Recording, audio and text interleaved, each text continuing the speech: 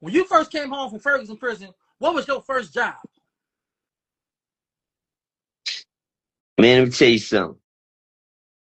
You ain't gonna believe this. When I first came home from Ferguson unit, I I walk I walk up and down the streets, nigga, like a dope fiend, nigga. Miles, miles, and miles putting in applications. Man, sad thing, nobody offered me a ride. Nobody told me nothing about no internet. Nobody showed me how to do nothing different or easy from what I left doing, and that was filling out applications.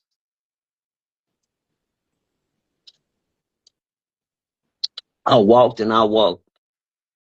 And I never forget every little spot that I could find that I thought I walk in that building, and I put in my application. That's when I knew that I was on my own when I came home. Hell, I was on my own before I left. You hear me? The only reason I had to come back this way to this part of the house because my girl fucked over me when I was in prison. She gave me the Dear John level, and I didn't have a family to come home to. So I had to start from scratch. So I said, man, I gotta get me a job. So I was looking for a job, and I found out one thing. You can be gone 10, 11 years, 12 years. You get out there Friday. When Monday start, it's back to daily routine. Everybody's life go back the same. Fuck what you just came home, nigga. You been out 3 days, nigga. Nigga, I been gone 15, 12, 3 years. They act like it's just gonna go away like that. But guess what? That's how life feels. See, one thing, life don't change because you come home, nigga. Ain't nothing changed out here but you. You gotta get on point. So I did what I did, man. And I couldn't find no job, no motherfucking work. Cause I got an injury to a child on my background. An injury to a, yeah. I had a fight with, I was 16-year-old, had a fight with a 17-year-old. And just cause he was 16, and that nigga built like you, and I was 17, and I was shorter than Bushwick Bill. You understand me? And I ended up giving the nigga a black, and I got the charge. I said, how I get the charge? You see how big that nigga is? And plus this nigga threw a brick through my car window. And I still got the charge for being 17. But anyway, that's an injury to a child. But one thing they say, we hire people from prison, but you gotta let them know this. They only hire people with certain things on their record from prison. You dig what I'm saying? One thing you ain't gonna get a job is with an injury to a child on your record. They don't go check and see what that was. They're not gonna go see what they do. They gonna see that on there and they ain't gonna go take it. They see what did he do? What did he do? If they find out what I did, they say, oh, that ain't shit. But ain't nobody gonna take the time to do that. They just gonna check your record. When that pop up, that disqualifies you automatically. Damn near on any job you go to. You dig what I'm saying? I had went to West Texas one time. I tried my luck, man. I said, fuck it. I went inside this bank one time. And I went and I filled out an application in this bank because they said they had a temporary service. And after that, man, I jumped in the car with my girlfriend and I went to West Texas. I said, maybe I can go down here and get me a job.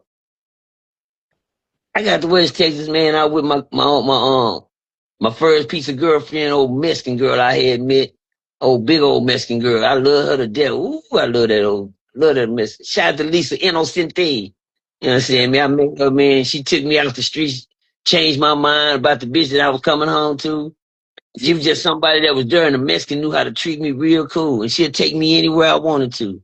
And she was cool in the motherfucker. And then when she gave me some coochie, it was over with. You understand me? I was in love, just came home from prison. And I said to myself, I don't even mess with big girls. I only mess with fine girls, but this right here, this was a big Mexican girl. Shit. I didn't want no more little girls no more. After that, forget a little. I want stomach and all. Give me some with some stomach, some belly and everything. I can touch rub and some stretch marks and everything. I like all that now.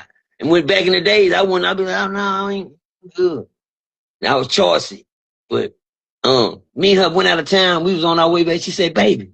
I said, what? She said, guess who just called me? I said, what? She said, them people that you fill that job for in the bank. I said, yeah, that was to be in the oil field. They said you need to be there in the morning. I said, I'm gonna be there in the morning. We way out of town down here. We're down to 500, 400 miles away. She said, let's go. Well, shit, nigga, let's go. I told my dad and them bye. I just came to visit my dad and them. Goddamn shit, we just drove eight hours to come see him. And when them people hired me, nigga, that night, we jumped back in the car, we was heading back. And on our way back, nigga, someone hitting that gas trying to get there. We left the day I was supposed to be there, so the man said I had to be there at 4 o'clock that evening. We took out like 12, by like 6 something that morning, 6, 5 that morning, hit that highway. We was headed to town, the police yoked us, nigga. We got yoked. God damn. Highway patrol. Man, I'm fresh out the penitentiary. You can look at me and tell I'm swole. The man got out the car. I said, damn. We couldn't switch over. I said, baby, you got your license? She said, I don't got no license. Well, bitch, you picked a fine time to say something. The fuck? You ain't got no license? She said, I got the insurance, but I ain't got the license. She said, but my insurance. I said, man, so police walked up. I said, shit, hero. Yeah. Guess what my license is? What is My TDC ID, nigga. I ain't got no regular license or nothing. I just got out. I mean, you saw, I goddamn, he walked up to me and said, man, you got, I said, sir, I ain't gonna lie to you, so I just got out of jail, man. I said, this is all I got for ID. I said, but I don't have no warrants or nothing.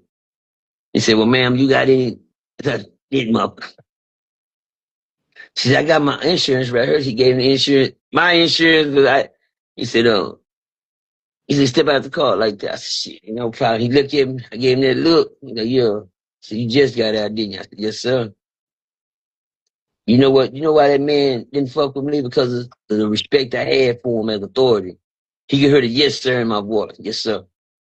I respect him. He said, what you got going? I said, man, these people called me for a job, and I'm supposed to be there at 4 something. I'm just in a hurry trying to get there, sir.